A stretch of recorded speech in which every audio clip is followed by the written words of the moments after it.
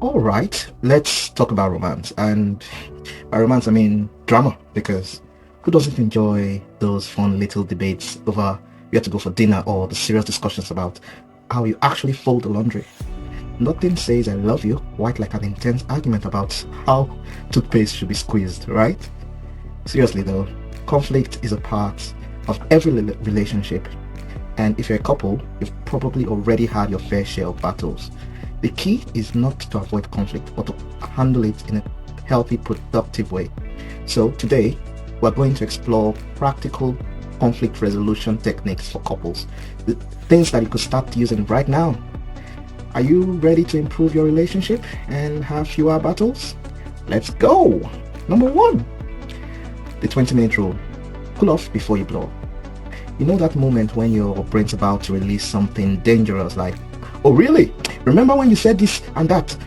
Followed by a very regrettable statement. Yeah, that's when you need the 20-minute rule. Here's what you do. If a conversation starts to get too heated, one of you can call for a break. But the key is that this break isn't just to go stew in another room. Take 20 minutes to calm down physically and mentally. During that time, do something calming like go for a short walk, listen to music that relaxes you, breathe deeply or practice meditation. It's about allowing your body to cool off from that adrenaline surge. After the 20 minutes are up, come back together and continue the conversation with cooler heads. Trust me, taking that breather will save you from saying things you'll have to apologize for later. Number two, listen like a lawyer, but without the cross-examination. Do you ever find yourself loading up your next argument while your partner is still talking? You're nodding along, but in your head, you're preparing a closing statement. That's called listening to respond, and it's a classic mistake. Listen, instead of building your counter-argument, try active listening, and this is how you do it. When your partner speaks, focus entirely on what they're saying. Don't interrupt. After they finish, summarize what they just said. Use phrases like, so what I'm hearing is, or it sounds like you feel blah blah blah. Ask clarifying questions like, did I understand you correctly? This shows your partner you're trying to understand their perspective, not just planning your response. Now, when your partner feels heard, you're already halfway towards resolving the conflict. And no, you don't have to agree with everything, but showing you get their point of view is golden. Number three, avoid you statements. It's not a blame game. I know it's tempting to start a sentence with you always or you never, especially when you're sure they're at fault. But believe me, it never helps. Here's a tip for you. Try using I statements instead of you statements. Here's how you can structure them. Instead of saying, you never help with the housework, try, I feel overwhelmed when the chores pile up. Instead of, you're always on your phone, say, I feel disconnected when we don't spend time together without distractions. You see the difference? You're still expressing how you feel, but without putting your partner on the defensive. The more you feel attacked, the less likely they are to engage positively in the conversation. Number four, agree on a win-win mindset. The truth is we have all been guilty of wanting to win an argument more than wanting to resolve it. And there's no shame in admitting that. However, the truth is that we focus on winning. If we focus on winning, everyone loses. Shift your mindset from me versus you to us versus the problem. Here's how to approach it. When you disagree, ask each other, what's our goal here? Is it finding a solution where both of you feel good? Or do you want to focus on who's right or wrong? Make it a habit to brainstorm solutions together. For example, if you're arguing about weekend plans, suggest how can we create a plan that works for both of us instead of sticking to your own original idea. The goal is to create a solution where both of you feel satisfied, not to win a medal in who's right. It's about compromise and collaboration. Number five, humor, your secret weapon. Now, sometimes in the heat of the moment, a little humor is exactly what you need. Because let's face it, some of the stuff we argue about is downright hilarious when you look at it later. Humor can diffuse tension and bring things back to perspective. Here's when and how to try that.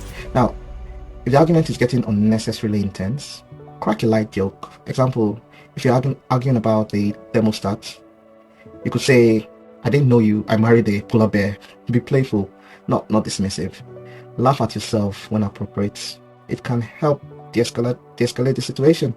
And this will make your partner realize you're not taking yourself too seriously either. A little laughter can go a long way towards softening the mood. Just make sure the timing is right. Humor that comes off as sarcastic or mocking will only make things worse. Next, number 6. Don't drag the past into the present.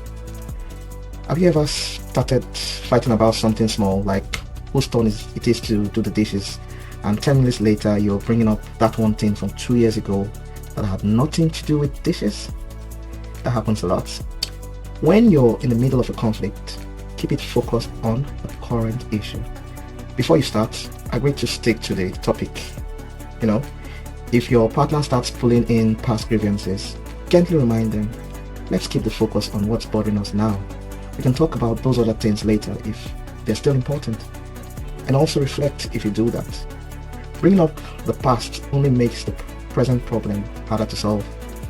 If it's still bothering you, it might need its own discussion later, but don't let it hijack the current conversation. Number 7, know when it's time to let go. Not every argument needs to be settled like a courtroom drama. Sometimes the best solution is just let it go. Before you escalate a small disagreement into a full-blown fight, ask yourself, is this issue really important in the grand scheme of things? Will I even care about this tomorrow or next week? If the answer is no, consider letting it go without pushing for a resolution. It's okay to agree to disagree sometimes.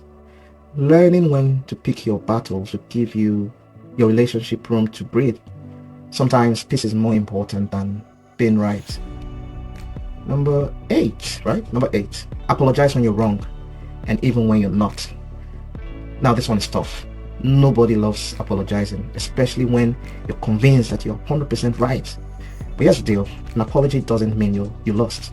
It means you value the relationship more than the argument. Here's a tip on how to offer a meaningful apology. I might do a separate video on this later. When you apologize, please be sincere. Don't say, I'm sorry you feel that way. Instead, take responsibility for your part. I'm sorry for raising my voice, or apologize for not being fully present in our conversation. Sometimes when you're not fully to blame, you can apologize for how your actions or words impacted your partner. It's all about acknowledging their feelings. A sincere apology can be the reset button you need. Plus, when you take responsibility for your parts, it often encourages your partner to reflect on theirs. They don't always. So, there you have it. 8 practical ways to turn conflict into connection.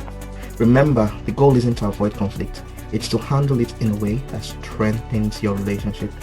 Now, go out there, argue smarter, laugh more, and maybe let your partner have the last word every now and then. Thank you for hanging out with me today. Please share to those who might need to hear this, and follow or subscribe for more. Bye-bye.